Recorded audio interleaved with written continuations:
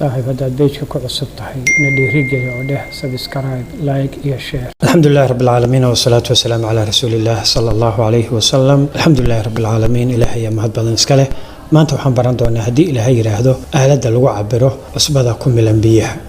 Aaladda ayada magaceeda waxaa la yiraahdaa TDS iyo EC meter. TDS and EC meter ayaa la yiraahdaa waa aaladda lagu cabiro cusbada ku milan biyaha. Aaladani waa aalad xajmi ahaan yar, jeebka lagu qaadan karo, isticmaalkeedu sahlan yahay, qiimo ahaanna macquul ah. waxaa jira aalado badan oo kala duwan oo siyaabo kala duwan loogu cabiro cusbada ku milan biyaha iyo biyaha tayadooda, laakiin aaladani waxay noqon kartaa mid ugu sahlan uguna qiimaha jaban. Aaladan magaceeda aaladda la yiraahdo TDS iyo EC meter waxaa lagu ogaadaa tayada biyaha la cabo. Ana biyaha haysato cabitaan bani aadam ma ku habboon yihiin mise kuma habboona ayay ka caawinaysaa inaad ogaatid. Waa maxay TDS?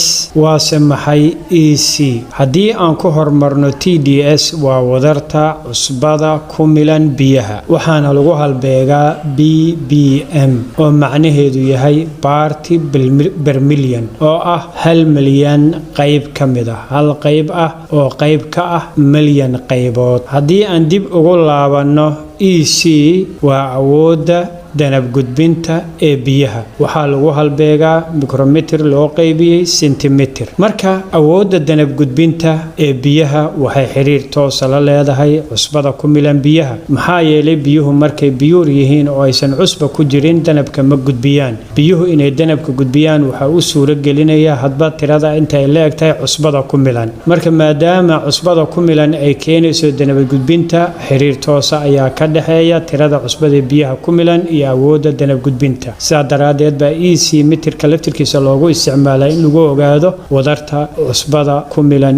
biyaha. TDS-ku haddii uu ka yar yahay 150 BBM, macnaha wadarta cusbada biyaha ku jirta hadday ka yar tahay 150 BBM kuma habboona cabitaanka aadanaha, waxaa ka maqan macdan muhiim ah. TDS-ku haddii uu u dhaxeeyo 150 ilaa 300 BBM waa biyaha ugu fiican cabitaan ahaan, macnaha biyo la cabo kuwa ugu fiican oo ugu habboon waa marka cusbada ku jirta biyaha ay u dhaxayso 150 ilaa 300 BBM. TDS-ka hadduu u dhaxeeyo 300 ilaa 500 biyahaas ayaguna waa fiican yihiin oo waa la cabi karaa. wadarta cusbada ku milan biyaha hadday u dhaxayso 600 ilaa 900 waa dhexdhexaad waana la cabi karaa. haddii laakiin cusbada biyaha ku milan ay u dhaxayso xaddigeedu 1000 ilaa 1200 BBM, biyahaasi waa biyo xun, waa biyo tayadoodu liidato ay hooseyso wey.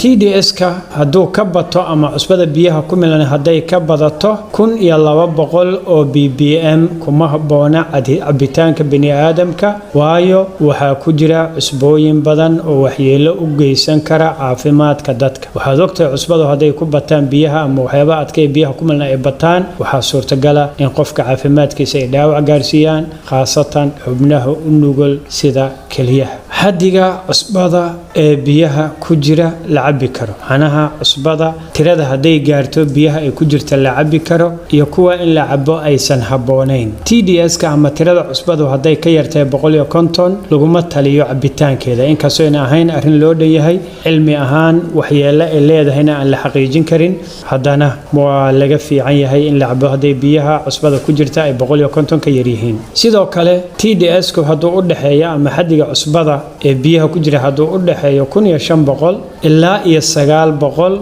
waa fiican yihiin waana la cabi karaa biyahaas, laakiin 900 ilaa 1200 marka la soo gaaro biyahaasi waxay noqonayaan biyo liita oon aad u fiicnayn. TDS-ka biyaha hadday ka sareeyaan ama ka badan yihiin 1200 ayagana waxaa way lama cabi karo, macnaha biyaha cusbada ku milan hadday ka badato 1200 biyahaas cabitaanka kuma fiicna, khatar ayay leeyihiin. aad baad u mahadsantihiin. cashirkeena intaas ku ogyahay, laakiin intaana dhammaan waxaan rabaa inaan idiin sheego cashirka kan xiga waxaan ku qaadan doonaa qayb practical oo aaladii aan ku cabiri doono biyayow kala duwan, aan arki doono mid walba inta ay leeg tahay cusbada ku milan. waxaan ku baran doonaa sida aayadda loo isticmaalo iyo sida wax loogu cabiro iyo biyayowgaas cusbadooda hadba mid walba intay leegtahay ayaan arki doonaa. cashirkeena intaas ayuu ku ogyahay. waad mahadsantihiin. waxaan ku leeyahay haddii aad cashirka wax ka faa'iiday fadlan na dhiirigeli oo subscribe. والسلام عليكم ورحمة الله وبركاته.